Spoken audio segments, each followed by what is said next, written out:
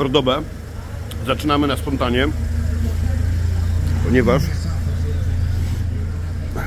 nasza akcja dzisiaj uzależniona była od pogody.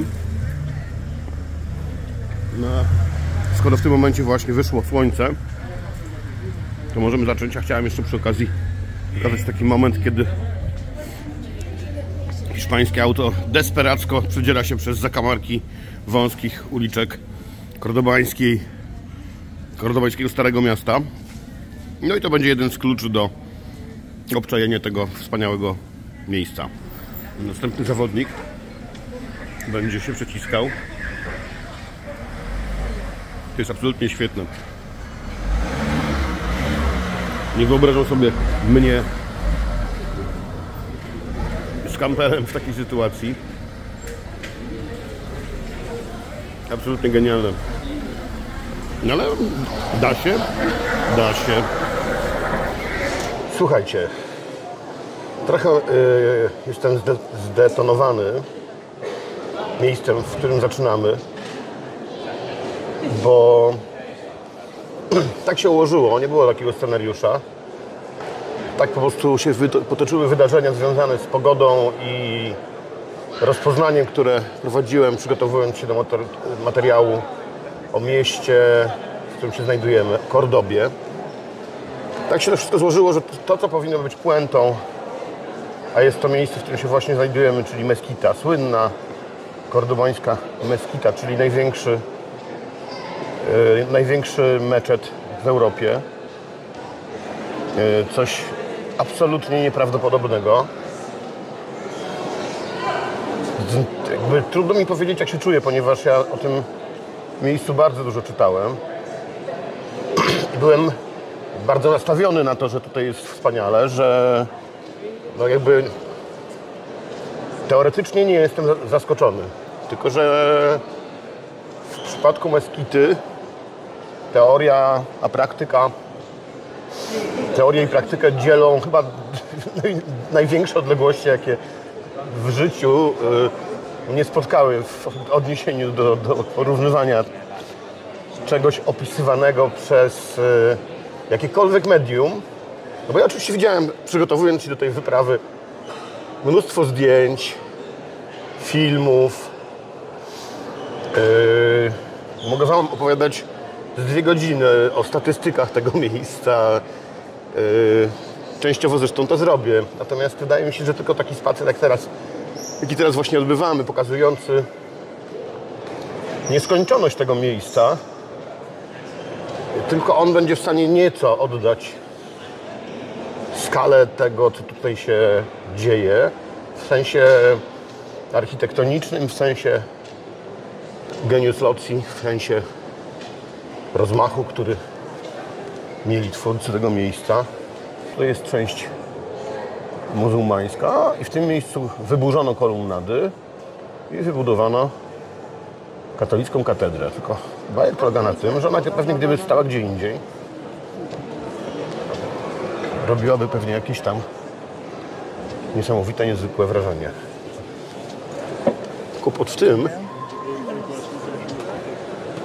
że w momencie, kiedy stoi pośrodku Meskity, to moim zdaniem przestaje kompletnie robić jakiekolwiek wrażenie, ponieważ to ten świat tutaj jest ciekawszy, wspanialszy,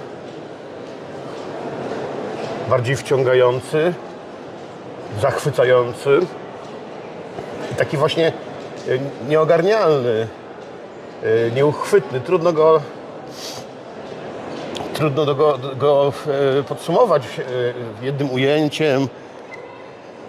Trudno go objąć umysłem też trochę, bo jakąś trzeba było mieć wyobraźnię te 1000 ponad lat temu grubo, kiedy nasi przodkowie człapali po lasach w łapciach z łyka brzozowego, to tu w Cordobie mieli takie coś, taki las.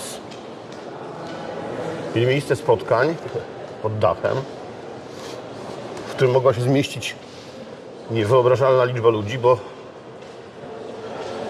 do Meskity mogło się zejść więcej osób niż mieszkało w jakimkolwiek największym średniowiecznym polskim mieście, o czym już wspomniałem, mnożąc podwójnie Kraków, ale i Gdańsk cały też by tutaj się mógł spokojnie zebrać. A Gdańsk był, jak pamiętamy, większy. Wydaje mi się, że Meskita ma szansę stać się chyba moim ulubionym w ogóle miejscem architektonicznie, jakie w życiu widziałem, ponieważ jest absolutnie jedyna w swoim rodzaju. Ja niczego podobnego nie widziałem. A więc Karol V, który nie będąc wcześniej w tym raju, w którym teraz się razem znajdujemy, bo mnie nic innego do głowy nie przychodzi, żeby jakoś określić to miejsce. Tam pod słońcem widzicie budynek katedry, którą Karol V zamówił, nigdy wcześniej nie będąc tutaj. Po czym, kiedy przyjechał, że tak powiem, na odbiór budowy, powiedział do swoich ludzi, którzy katedrę zbudowali: ona nie jest, wiecie, za mała albo za brzydka, to jest całkiem konkretny konkret. Tylko że w porównaniu do samej Meskity faktycznie jest czymś tak absolutnie banalnym. Karol V powiedział: zniszczyliście coś jedynego w swoim rodzaju, a postawiliście coś, co można zobaczyć wszędzie. To jest świetny komentarz, bardzo też autoironiczny. Dobrze o Karolu V to świadczy, że był w stanie dostrzec swój błąd. Kolejkę do wejścia do Meskity. Ona niby jest duża, ale idzie bardzo sprawnie. Błyskawicznie, nie stałem nawet paru sekund tak naprawdę w miejscu. Wchodzi się do środka i niby jest tutaj mnóstwo ludzi, ale skala Meskity jest tak niezwykła, że ten tłum w niczym nie przeszkadza. To znaczy, można sobie tutaj po tym pięknym, wspaniałym, po tej przestrzeni, która jest, ona się nadaje do wszystkiego po prostu. Ja nie wiem, będę musiał się kilka dni i nocy przespać z tym, co zobaczyłem. Na żywo to robi niesłychane wrażenie. Jest i inspirujące, i coś ważnego mówi o naszej historii. Będę musiał to jeszcze parę razy przemyśleć, natomiast czas wyjść z podziwu i wyjść na ulicę Kordoby, bo ja gdy jechałem do tego miasta, to czułem, że to będzie wielkie halo. Dla mnie jako miastologa, wielbiciela miast, historyka, teraz też vlogera, podcastera o miastach, wszystko o miastach. Wiedziałem, że to będzie przeżycie, ale nie byłem pewny, co tak naprawdę dostrzegę w Kordobie. Teoretycznie wiedziałem o tym, że była to 1000 lat temu z hakiem stolica kalifatu kordobańskiego. O samym kalifacie kordobańskim co nieco wiedziałem. Nie wiedziałem, czego oczekiwać od miasta, na co się nastawiać, bo takiego jakiegoś obrazu pocztówkowego Kordoby w głowie nie miałem. No i teraz słuchajcie, zaraz wsiądziemy na rower i spróbujemy pomimo bruków przejechać się do miejsca, w którym powinno się być może zacząć historię Kordoby w sensie fabularnym, czyli na początek starego mostu rzymskiego. My pojedziemy tam teraz dopiero już po wizycie w Meskicie. Wiecie co, no właśnie, patrzcie, tak wygląda Meskita z zewnątrz. No taka jakby ściana. Nie robi to jakiegoś specjalnego wrażenia. Tak samo te uliczki. Wąziutkie, domy nie za duże, jednopiętrowe. No może dwupiętrowe tutaj. Ale takie jakby maluszki takie niepozorne. To nie są jakieś mediolańskie, kolosalne kamienice. Oczywiście wyczuwanie takich smaczków w zaułkach, mnóstwem kwiatów, z takimi charakterystycznymi doniczkami na ścianach. Oczywiście z glazurą wszelkiej maści, właściwą w ogóle dla Andaluzji czy Półwyspu Iberyjskiego. No tego się spodziewałem. Ale nie spodziewałem się, Po pierwsze tego, co zobaczyłem wewnątrz tego budynku, bo na zdjęciach oczywiście to wygląda ładnie, ale absolutnie te zdjęcia nie są w stanie oddać obłędnego nastroju, który to miejsce wytwarza. No i teraz jakby czas się zabrać za resztę tkanki miejskiej, która otacza, bo my w tym momencie robimy to, co robią absolutnie wszyscy turyści, czyli łazimy sobie dookoła meskity z kamerą. Tu jest jej dzwonnica, dawniej minaret, też nie jakiś specjalnie monumentalny. I to jest, teraz bajer polega na tym, że obchodząc meskitę dookoła, jesteśmy wewnątrz takiego kordobańskiego El Clasico. Ale nawet to El Clasico, spójrzcie na ten budynek z tej strony. On nie wygląda jakoś porywająco, on nie zapowiada tego, co się dzieje wewnątrz.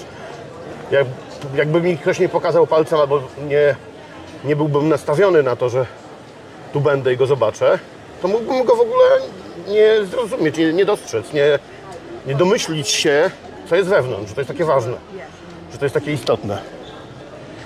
I to jest początek tej mojej historii o Kordobie. Bo Kordoba to jest miasto, którego najważniejsza część tożsamości zniknęła. Tam z tyłu jest to, co chciałem pokazać z tej perspektywy. Natomiast dosyć istotne, chociaż nikogo to dzisiaj już nie interesuje, jest ta część po drugiej stronie Guadalquiviru, rzeki Guadalquivir. Dawne przedmieście wielkiej Kordoby. I na tym przedmieściu, słuchajcie, bywało, że mieszkało ponad 200 000 ludzi. Tutaj forteca zabezpieczająca wejście na most. No i słynny, stary, olbrzymi rzymski most łączący dwa brzegi rzeki, która no, nie wygląda jakoś przerażająco dzisiaj, ale pamiętajmy, że jest zima i pewnie jest niski stan wody. Natomiast tam za mostem właśnie piętrzy się, to byłoby za dużo powiedziane, Wielka Kordoba. Do czego zmierzam? Zmierzam do tego, że tak naprawdę ten pocztówkowy, podstawowy, ikoniczny dla Kordoby widok, on wcale nie jest jakiś super efektowny. Gdybyśmy go porównali, nie wiem, do Paryża z wieżą Eiffla, do katedry Duomo w Mediolanie, z galerią Wiktora Emanuela. Jest wiele miast na świecie, które wyglądają dużo bardziej przytłaczająco na dzień dobry, na pierwszy rzut oka. I to jest jeden z powodów, dla których Kordoba mnie osobiście bardzo zaskoczyła. A ja w tej robocie z poznawaniem miast i opowiadaniem o nich zaskoczenie cenię sobie absolutnie najwyżej. Dlatego teraz Was wezmę na wycieczkę po Kordobie nieoczywistej. Pojedziemy tam, gdzie nie ma innych turystów i gdzie zaczyna się wiedza o prawdziwej Kordobie zaginionej, w sensie takim trochę intelektualnym, w sensie trochę też tożsamościowym. Więc ruszamy z powrotem przez most do Kordoby, którą odkryjemy w sposób, mam nadzieję, że zupełnie oryginalny. Jesteśmy na Starym Moście Rzymskim. Jak widać, nie jesteśmy tu sami. Także to nie jest tak, że ja będę odkrywał przed Wami Kordobę, miasto, którego turyści nie są świadomi, że w ogóle istnieje. Więc, oczywiście, że są i jest wielkim hitem turystycznym, ale zasadniczo fenomen tej atrakcyjności Kordoby dla turystów wiąże się z takim, zresztą dosyć często spotykaną zjawiskiem, jakim jest koncentracja na głównej atrakcji. Czyli wszyscy, którzy przyjeżdżają do Kordoby, idą sobie właśnie na spacer przez stary rzymski most z jednej na drugą stronę rzeki, wracają tą trasą, którą teraz pokonujemy nieco szybciej za pomocą roweru. A ta kameralność czy też brak jakiegoś większego zainteresowania resztą miasta wśród turystów musiałem potraktować jako wyzwanie, żeby sobie to jakoś wytłumaczyć, bo szczerze mówiąc z teorii nie wynikało w żaden czytelny dla mnie sposób, czym ta pozostała część Kordoby jest. Jakby czytając historię, która jest nieprawdopodobna, Kordoby, miasta, które w IX wieku, naszej oczywiście ery, w IX wieku, czy w IX stuleciu, w tych czasach Kordoba była największym miastem na kontynencie europejskim i była stolicą najbogatszego państwa w Europie. To jest, moi drodzy, przedstawiam wam pana, który nazywał się Averroes. I on dla zrozumienia tego miasta jest jednym z absolutnie kluczowych ludzi, absolutnie kluczowych postaci.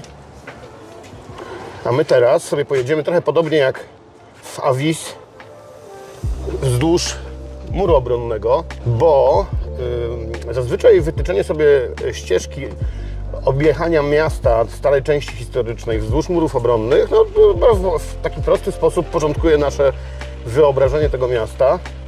W tym sensie, że można sobie jakby łatwo naszkicować jego kształt i oczywiście zakładając, że miasto nie składa się tylko i wyłącznie z tego, co było wewnątrz murów obronnych. Natomiast zazwyczaj wewnątrz tych murów było wszystko to, co najważniejsze.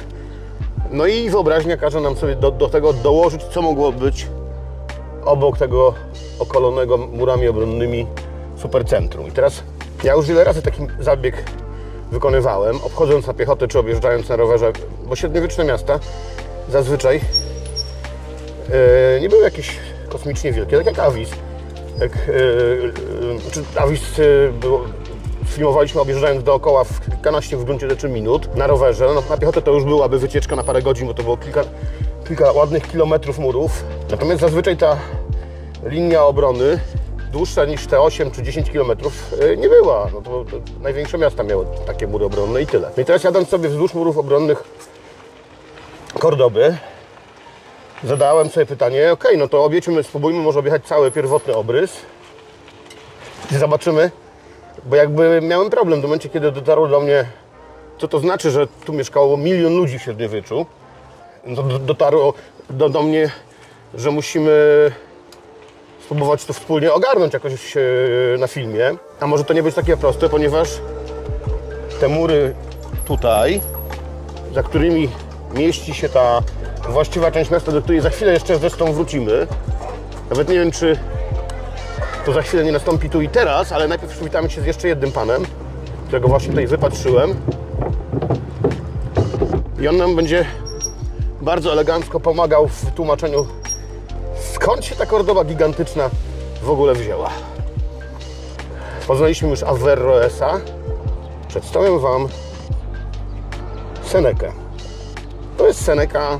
Nie jestem tylko pewny, czy to jest Seneca starszy, czy to jest Seneca młodszy, ponieważ napis jest trochę starty, potem spróbuję to sprawdzić. Zresztą to jest z naszej perspektywy drugorzędne, czy to jest Seneca starszy, czy Seneca młodszy, bo obaj się urodzili w Kordobie i razem z rzymskim mostem obaj coś tam mówią.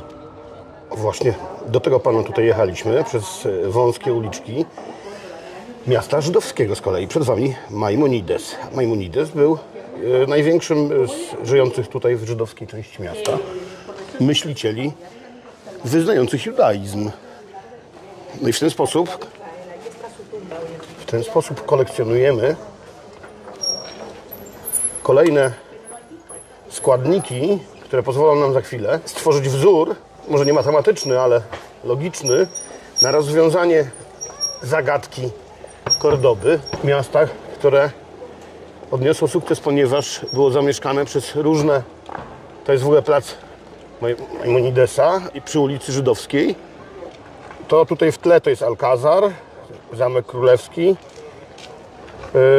Przed nim dosyć ciekawa ekspozycja, która uświadamia, że Kordoba jest nie jedna, tylko są liczne Kordoby. Oprócz tej oryginalnej tutaj, w której się znajdujemy, jest jeszcze jedna Kordoba w Argentynie.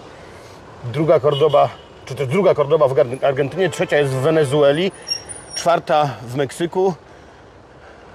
Razem jest ich 5. I ich lokalizacje, widzimy tutaj na obrazkach, gdzie są Kordoby.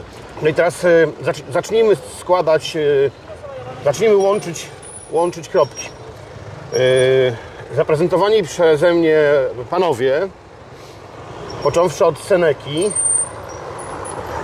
urodzili się tutaj w Kordobie, tu żyli, tu tworzyli. Obaj Senekowie, młodszy i starszy, oraz ich kumpel poeta Lucan. To są absolutnie fundamentalne osoby dla całej cywilizacji Imperium Rzymskiego. My teraz wbiliśmy na bulwary nad Val d'Achivir.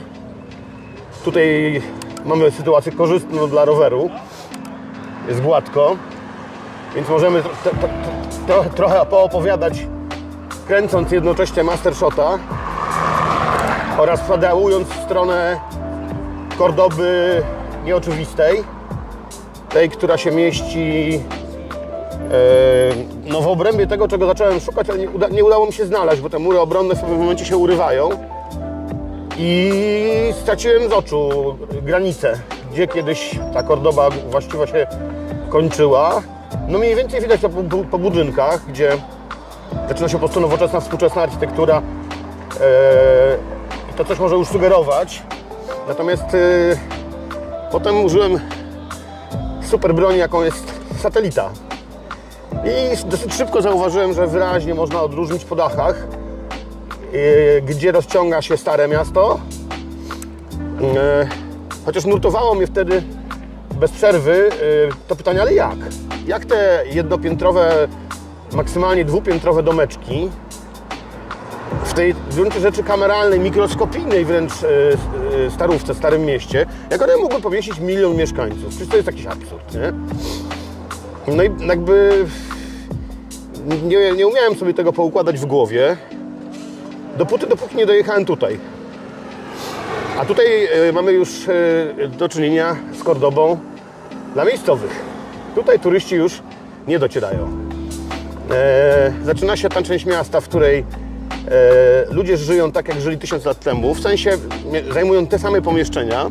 Oczywiście trochę technologii się zmieniło, trochę się pojawiło nowych obyczajów, ale domki są ciągle te same, uliczki są ciągle te same, a rozległość tej przestrzeni, tej substancji, którą tu za chwilę Wam pokażę, 391 tysięcy rowerów z hakiem tu przejechało pod licznikiem. Sprawdziłem wczoraj, działa, nie oszukuję.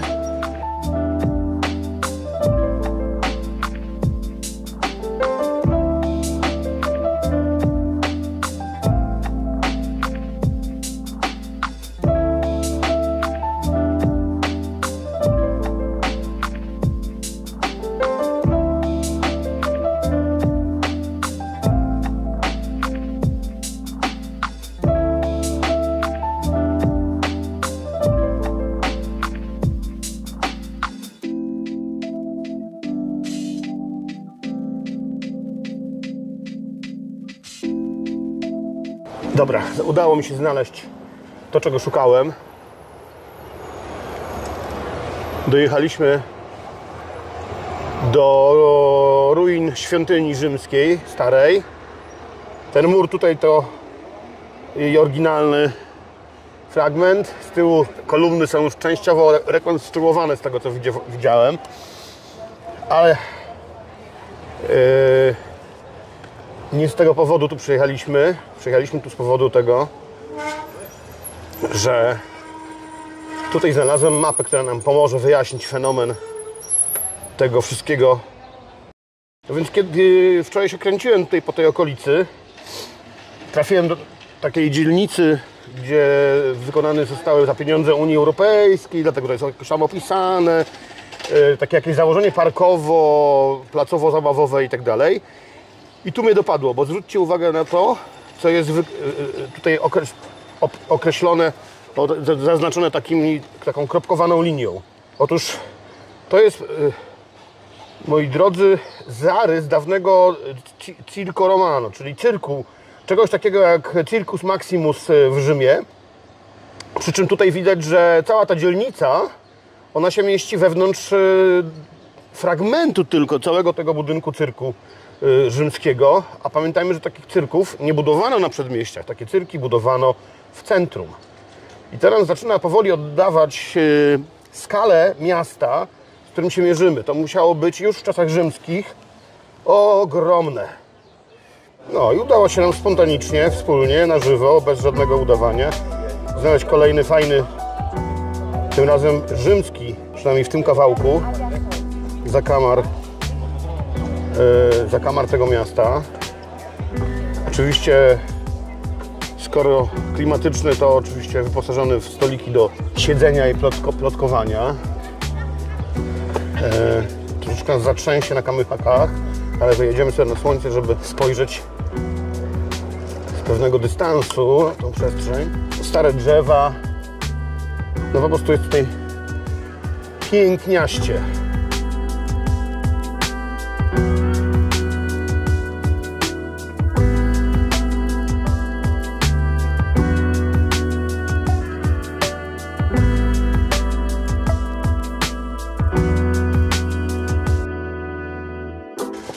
Idziemy z misiem na spacer.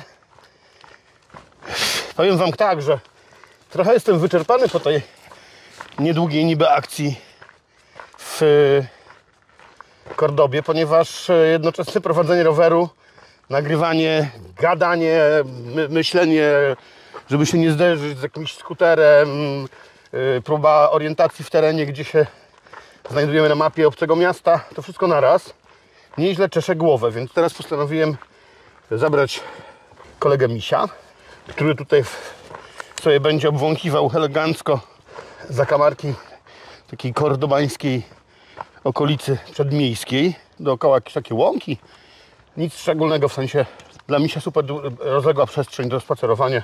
Także cieszymy się z tego, a my wracamy do podsumowania.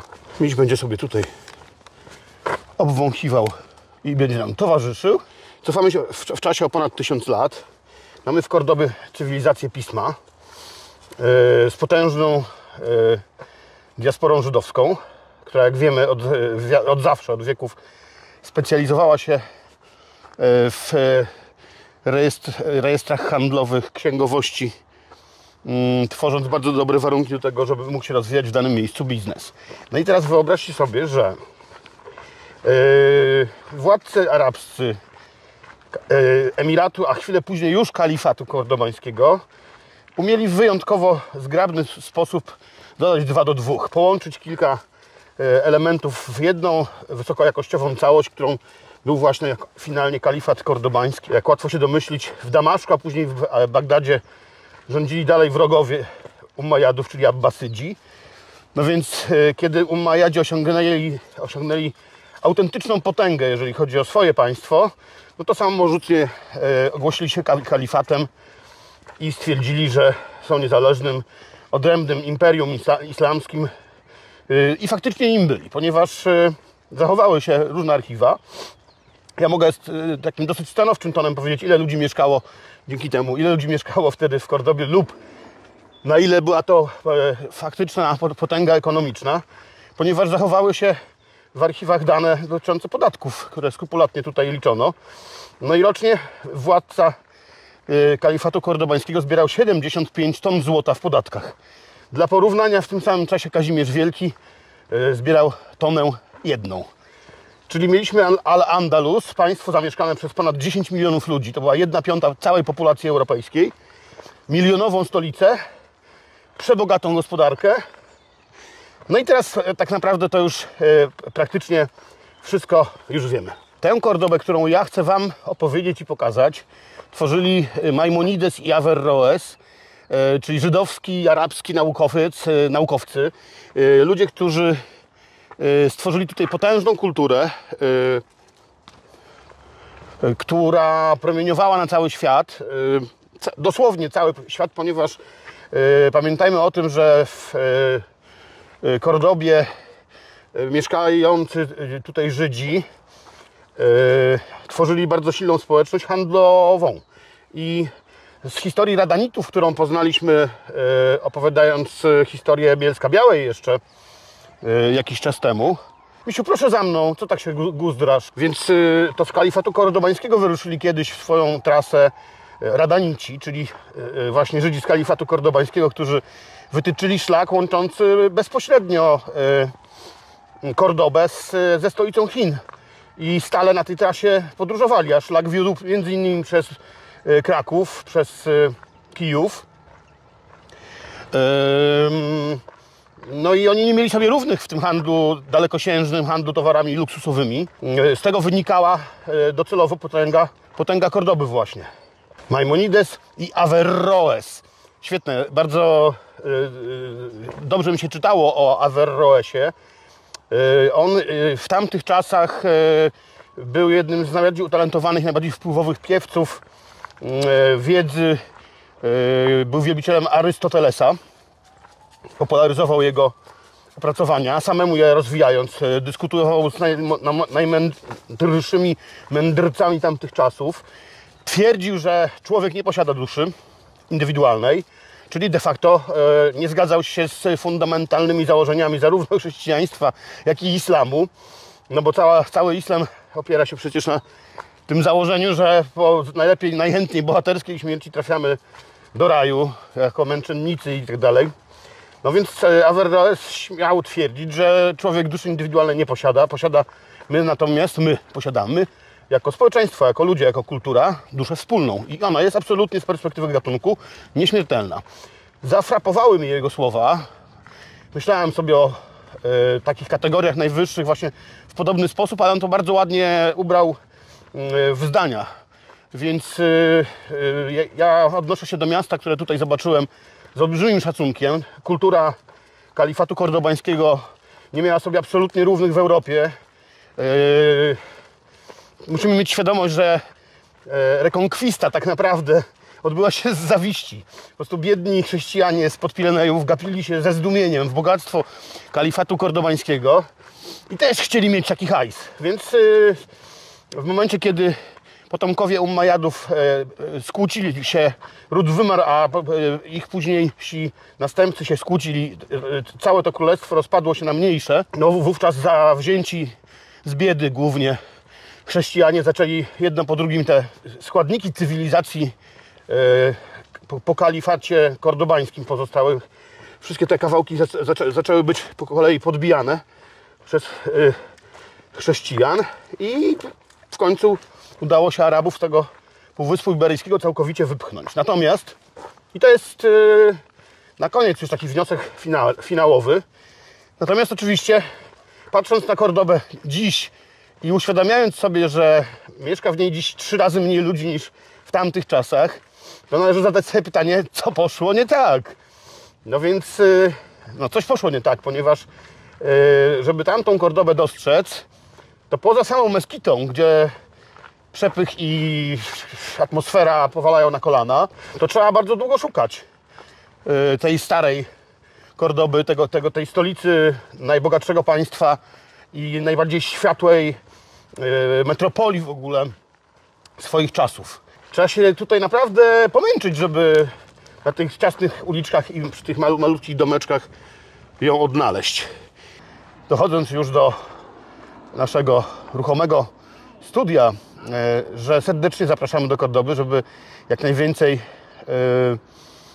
spostrzeżeń własnych dało się do tych moich peregrinacji, wskazówek dodać indywidualnie. Do zobaczenia w następnym mieście.